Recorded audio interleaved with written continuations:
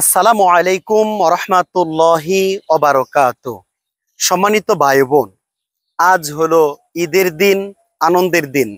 ঈদের দিনের সকাল অন্যরকম এক প্রশান্তিকর সকাল। আর এই সকাল যদি হয় ফজরের সলাত জামাতে আদায় করার সাথে, তাহলে তো আরো উত্তম। আজ ঈদের দিন যেহেতু, এজন্য আমার টার্গেট জান্নাত পেজ থেকে আপনাদেরকে জানাই ঈদের শুভেচ্ছা। ঈদ মুবারক। তাকাব্বালাল্লাহু মিন্না ওয়া মিনকুম।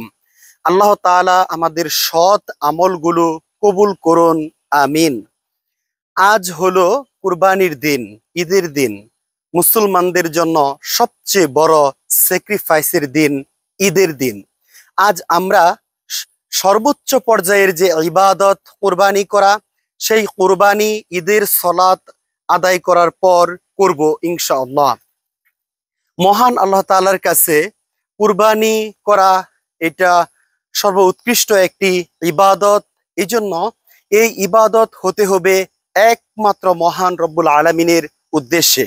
মহান আল্লাহ তাআলা কুরআনুল কারীমে বলেছেন, ইন্না সলাতি ওয়া নুসুকি ওয়া মাহইয়ায়া ওয়া মামাতি লিল্লাহি রব্বিল আলামিন।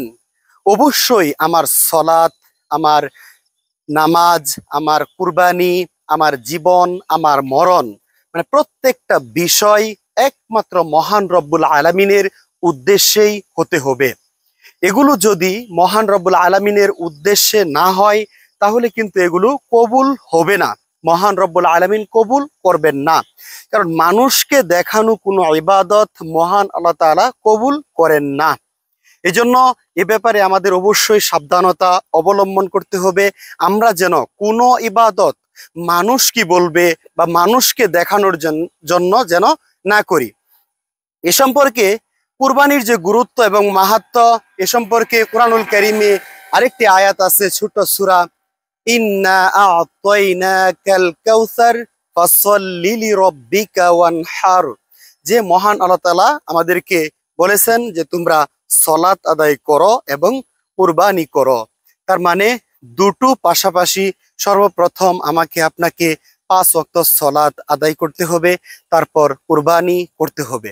তো আজ ঈদের দিন, আজ আনন্দের দিন। আমরা প্রত্যেকেই আনন্দ নিজেদের মাঝে এবং গরিব দুঃখী যারা মানুষ আছে সবার মাঝে এই আনন্দকে আমরা চারিদিকে ছড়িয়ে দিব। প্রশান্তিকর এই সকালবেলা আমরা মহান রব্বুল আলামিনের কাছে এই দোয়া করব যেন আমাদের এই সৎ কাজগুলো কবুল করা হয়। আর আমাদের ওখানে ঈদের সলাত অনুষ্ঠিত হবে আজ সকাল 8টা 30 মিনিটের সময়। ঈদের দিনে আপনি সচরাচর সুগন্ধি ব্যবহার করে আমরা গোসল করে পবিত্র হয়ে আমরা ঈদের সলাতে যাব। কোরবানির ঈদে কোনো কিছু না খেয়ে যাওয়া, এটাই হলো সুন্নত। এক রাস্তা দিয়ে যাওয়া, অন্য রাস্তা দিয়ে আসা, তারপর মনোযোগ সহকারে খুতবা শোনা, এগুলো প্রত্যেকটি সুন্নতের অন্তর্ভুক্ত। আর তাকবীরে তাশরিক আমরা পাঠ করব সব সময়। রাস্তার এক পাশ দিয়ে যাব, অন্য পাশ দিয়ে আসব, মুখে মুখে আমরা তাকবীরে তাশরিক পাঠ করব। আল্লাহু আকবার, আল্লাহু আকবার, লা ইলাহা ইল্লাল্লাহু ওয়াল্লাহু আকবার, আল্লাহু আকবার, ওয়ালিল্লাহিল হামদ। এই তাকবীরে তাশরিক আমরা পাঠ করব 13 তারিখ আসরের সালাত আদায় করা পর্যন্ত। তো আল্লাহ তাআলা আমাদের আজকের ঈদের দিনকে কবুল করুন, আমিন ইয়া রাব্বাল আলামিন।